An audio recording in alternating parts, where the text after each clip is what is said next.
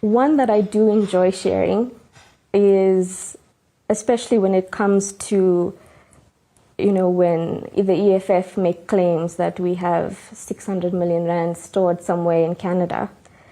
When I was in primary school, my primary school was just down the road from SARS, so I used to often go to his offices and mess around with markers on his board, and I needed to print something for school. And when we were leaving that day, he gave me R2.50 to give back so that I could pay for the paper that I used. I didn't take home any markers, no highlighters, nothing. So he didn't take 1 cent from this country. I find it ironic that when she was asked for her most fondest memory of her father, she speaks about the EFF and the 600,000 bank account that the EFF alleged her father had in Canada. I find that very, very strange that she would bring that up. I feel that it is possibly in response to what EFF was tweeting, but these are just my thoughts. I don't know that if I was bereaved, I would be thinking of, political beef.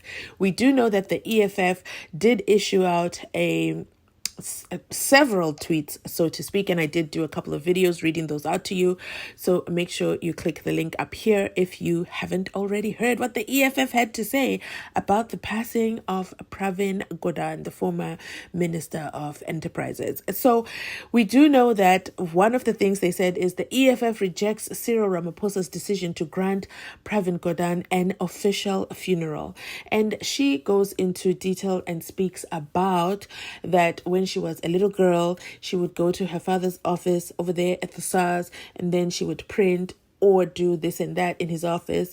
If you've ever been to your dad's office at work, you know how the flow is.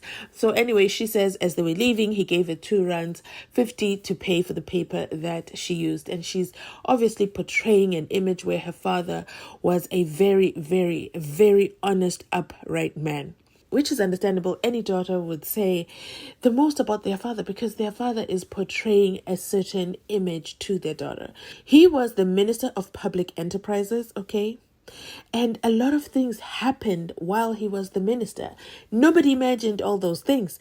There are several examples that I can cite that she's that ignorant about them. It's either she's that ignorant about them or will defend her father to the very end.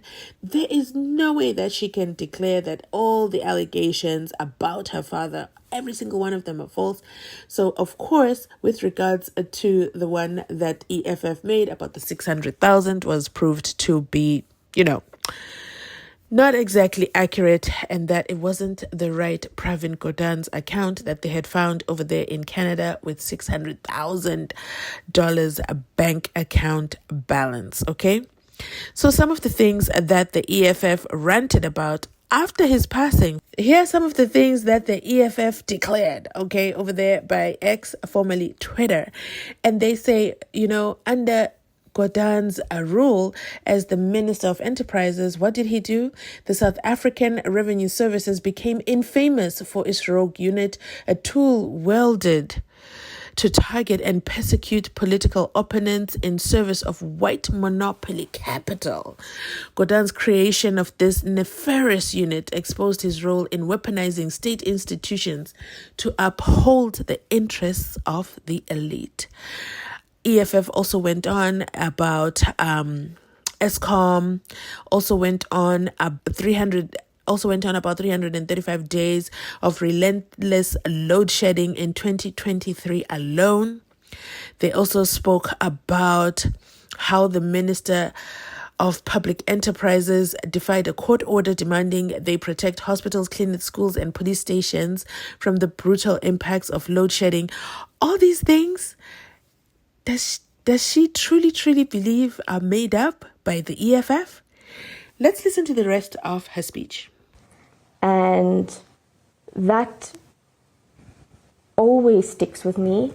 And that is, I think, one of the first times I really saw him as a hero, because as an 8-year-old, I think R2.50 is not a big deal. I'm going to take the paper.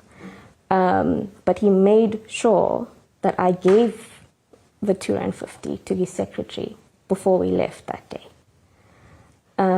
My father and I are incredibly close. Like I said in the beginning, he's my best friend, and I am a committed public servant because of him.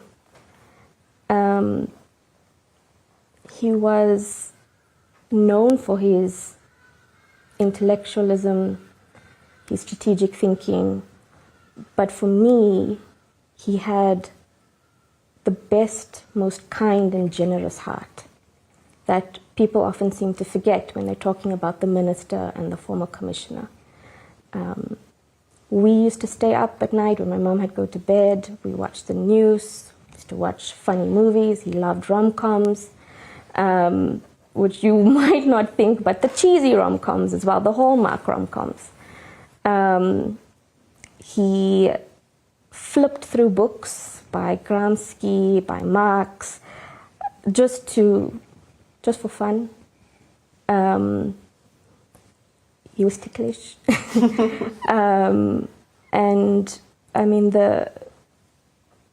I've been feeling strange about sharing him with the country because as much as I understand and am proud of his profile, he was first and foremost an amazing father. I suffered with migraines severely as a child, and he was commissioner of SARS then.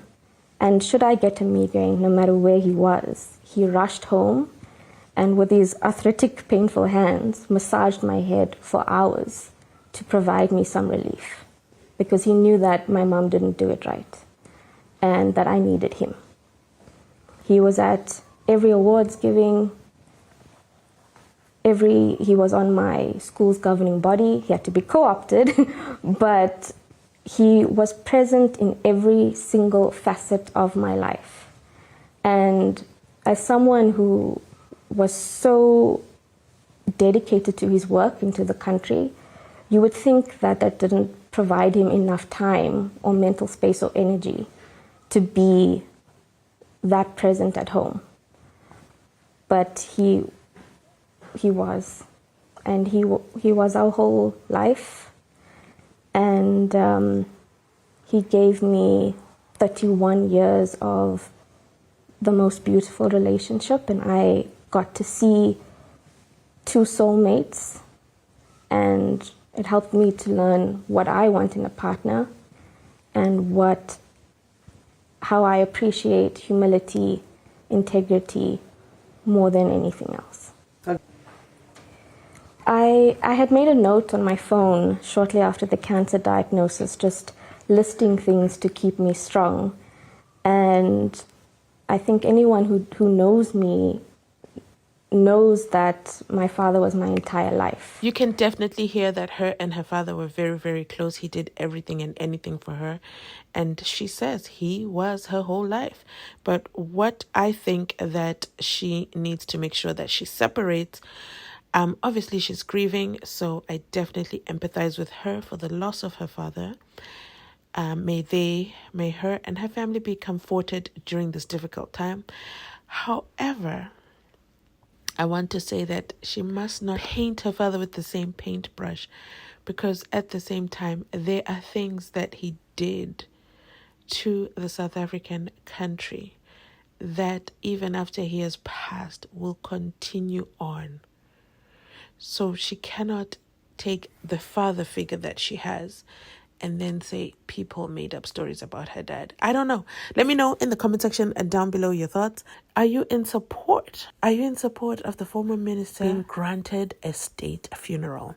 That's it from me today. Thanks so much for watching. Please remember to like, comment, and subscribe. I'll catch you on my next upload.